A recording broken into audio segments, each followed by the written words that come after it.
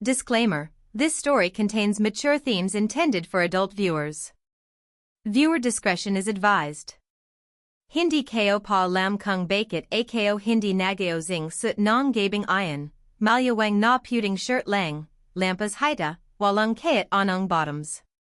Siguro dahil nasa loob lang akoing bahay, comfortable, tahimik, o siguro dahil hindi ko inakalang kakatok siya ng gano'n, bigla, parang may hinahanap. Narinig ko ang mahina pero mabilis na talk. Akala ko hanjan lang sa bintana.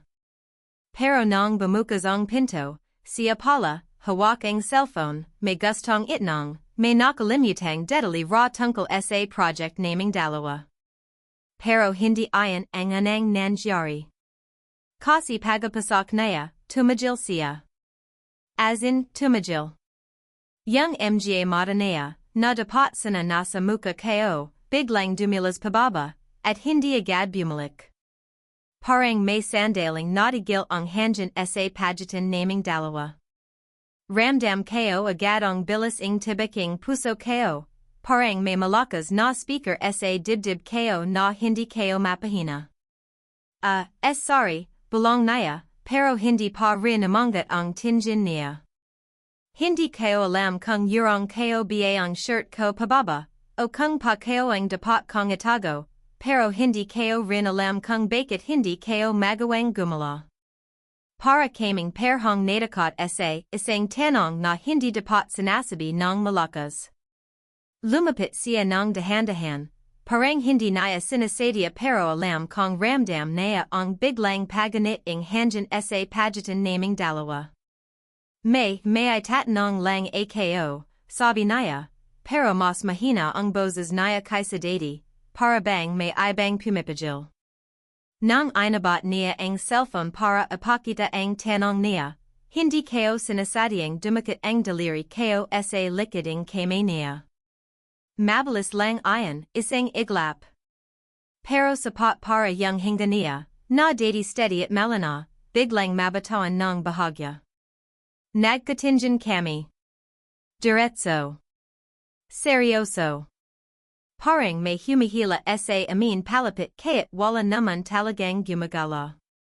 Tapos, mas lalo siyang lumapit. Masyadong malapit. Puig biye, sabi niya, pero hindi niya tinuloy. Hindi ko na rin alam kung tanong biye talaga ang susunod niyang sasabihin, o iba na. At bago pa niya masabi kung ano ayan. May biglang kumalabog sa hallway. Sabi kaming napalingan, at dun natapos ang sandaling halos hindi dapat nangyari. May konting katahimikan matapos ang kalabog sa hallway, pero kayat yumikot ang mga mata namin sa paligid, ramdam ko pa rin ang init ng sandaling naiwan sa pagitan namin. Parang may usok pa na hindi humuhupa, kayat alam naming dapat ay bumalik kami sa normal na pag-usap. Pero kailan ba naging normal ang sa amin? Kasi kayat noon pa man, may mga bagay na hindi nasasabi. Mga tinjin na tumatagal ng county, mga paglapit na parang aksidente pero masyadong eksakto para tawaging pagkakamali. At sa likiding lahayang ayan, may nakatagong emosyon na pareho naming tinatrayawasan, hindi dahil ayaw namin, pero dahil pareho kaming takot kung saan ayan hahantong. Nakilala ko siya nung magkapitbahay kami. Ako yung tipong tahimik, laging nasa labing bahay, abla sa trabaho at sa sarili kong mundo. Siya naman, palakaibigan, mangaya sa tawa, may dalang enerhiya sa bawat espasyo na para bang gustoing katawan kong sundan kayat ayaw tanggapin ingasip ko. Pero nitong mga huling buwan, nagbabiya ang dynamics namin. Mas madalas siya tumatambay sa sala ko, nagalok tumilong sa kung anuanong dahilan, kailangan mo baing tumilong magayosing shelf, o baka gusto mong may kasama habang nagidit ka? Mas madalas siyang nakatinjan, mas malalim. At napapansin ko, mas matagal din ang paginga ko kapag nandun siya. May isang gabi, nahili ko siyang nakatinjan sa akin, hindi yang simpling tinjin, kundi yang parang may gusto siyang sabihin pero nahulog sa dibdib niya ang mga salita kaya hindi lumalabas. Lumingan siya agad, nagkunwaring may hinahanap sa kusina, pero naramdaman kong hindi iyan basta tinjin lang. At kanina, bago pa man siya pumasok ng hindi ko inasahan, may kakabang distansyang nabuo. Parang perhong naghihintay kung sino ang anang alman na may nararamdaman na lampas sa pagiging magkaibigan. Ngayon, habang nakatao siya sa harap ko matapos ang hallway interruption, hindi pa rin maalis ang bahagayang pulong tint sa pisngi niya. Nilagay niya ulit ang cellphone sa bulsa niya, pilit inaos ang sarili. Sorry talaga. Di dapat ako basta pumasok. Akala ko naka naputal niya ang sinabi dahil hindi niya alam kung itutuloy niya ba o hindi.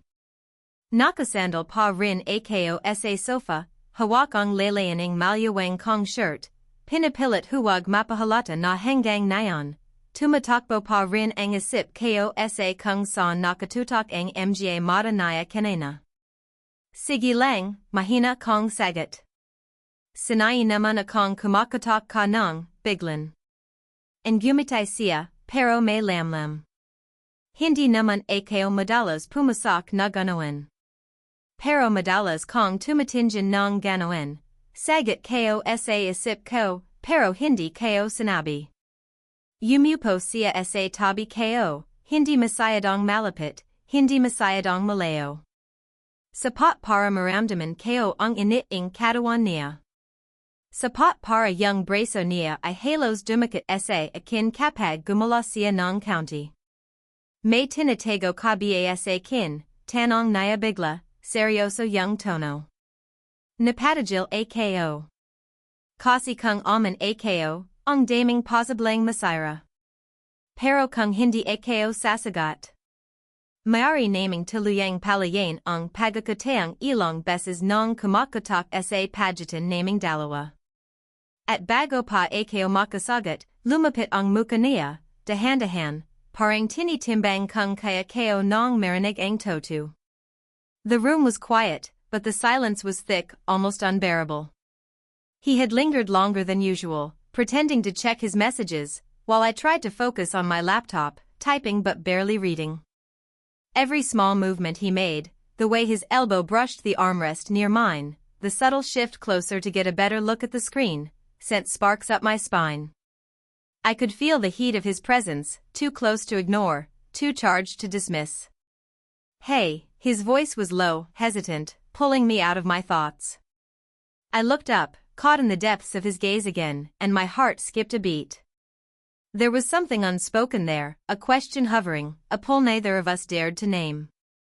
My lips parted slightly, unsure if I should respond, and in that pause, the tension became a living thing, curling around us, pushing us closer without words. I noticed his hand, resting just an inch away from mine on the sofa. My fingers twitched, almost as if they knew what to do before my mind could catch up. Every subtle movement, the shift of his shoulder, the brush of his hair from his forehead, made me painfully aware of our proximity. My breathing grew shallow, and I caught myself imagining the feel of him even closer, imagining what would happen if I just let the moment take over. We were alone. Just the two of us. The rest of the apartment empty, the quiet humming of the city outside pressing in. There was no distraction, no escape.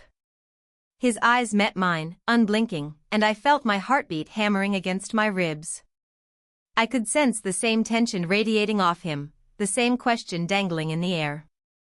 Do you ever think about us? He whispered, almost too soft to hear. My chest tightened. I wanted to speak, to answer, but the words stuck somewhere between fear and desire. He leaned just a fraction closer, and suddenly, it felt impossible to measure the space between us. The room seemed smaller, warmer, the air heavier. My pulse raced.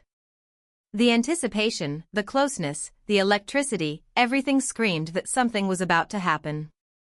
And then, just as our shoulders brushed, there was a knock at the door. Both of us froze. The moment, fragile and intense, hung in suspension, cut short by reality, but leaving an undeniable question: would we act on it, or would it vanish again? The knock at the door had jolted us both, and for a moment, the tension snapped like a taut wire. He straightened, pretending nothing had been building between us, while I tried to focus on my laptop, telling myself my pulse was only racing from the sudden interruption. But the air was thick with something unspoken, something dangerous in its intensity. I opened the door cautiously, and there she was, another woman, her eyes wide, holding a folder that looked too official for just a casual visit. My stomach dropped. I hadn't expected anyone else tonight. "She's looking for you," he muttered, almost under his breath, and I realized the folder wasn't for me, it was about him. "A file on a project," he said casually, but his hand trembled ever so slightly when he reached for it. Then it happened. The twist I hadn't seen coming: the folder slipped, papers spilling onto the floor. And in the chaos, I saw it, a small note peeking from between the pages, with his handwriting, but not meant for me. Words like "can't wait to see you again tonight" jumped out, and my chest tightened. I felt a rush of betrayal, confusion, and, something else, a strange thrill. He knelt to gather the papers, and in that moment, our hands brushed. I wanted to pull away, but curiosity pinned me down. "Is this for her?" I asked quietly, trying to keep my voice steady, but the truth in my question echoed between us. He froze, eyes locking onto mine, and then something unexpected happened. He swallowed hard and gave me the most honest, unguarded look I had ever seen. "It's complicated," he admitted. "I didn't mean for it to happen, but I can't lie, I think about you too. Always." The words hit me like fire and ice at the same time. Anger, hurt, but also undeniable longing. He wasn't denying it anymore. The attraction, the tension, the unspoken feelings we'd both tried to suppress, they were out in the open now, raw and dangerous. I stepped back, heart hammering, but my eyes never left his. "So, what does that mean for us?" I asked, voice trembling, though not from fear alone. He paused, hesitation in every line of his body. Then he smiled slightly, almost ruefully, acknowledging the risk, the potential fallout. "It means we need to figure that out. But whatever happens, I won't pretend anymore." The room felt smaller, charged with the weight of truth and the fire of desire. We were at a crossroads, attraction that had been simmering, now undeniable, tempered by risk and emotion. Outside, the city hummed on, oblivious to the storm building in our small, charged corner of the world. And just as I opened my mouth to respond, the phone on the table buzzed, another unexpected message, another potential twist. The cliffhanger left us both frozen, hearts pounding, the unspoken question hanging between us: what choice would we make next? The apartment was silent for a moment, but it wasn't the calm of peace, it was the tension of decisions that had finally reached the surface. I stood across from him, heart racing, fists clenched slightly at my sides, trying to process everything that had just happened. The folder, the note, the confession, they were all real now, undeniable, and the air between us felt like it could ignite. "You didn't have to hide it," I finally said, my voice breaking slightly despite my effort to stay composed. "I could have handled the truth. But lying, that hurt more than I thought it would." He ran a hand through his hair, shoulders tense. "I know. And I'm sorry. I messed up, more than I can say. But the thing is, I can't pretend about you either. I can't ignore what's been between us all this time." I wanted to scream, to cry, to demand answers, but instead, I just looked at him, letting the raw weight of honesty settle over me. His eyes were steady now, open, vulnerable, and I could feel the truth in every line of his face.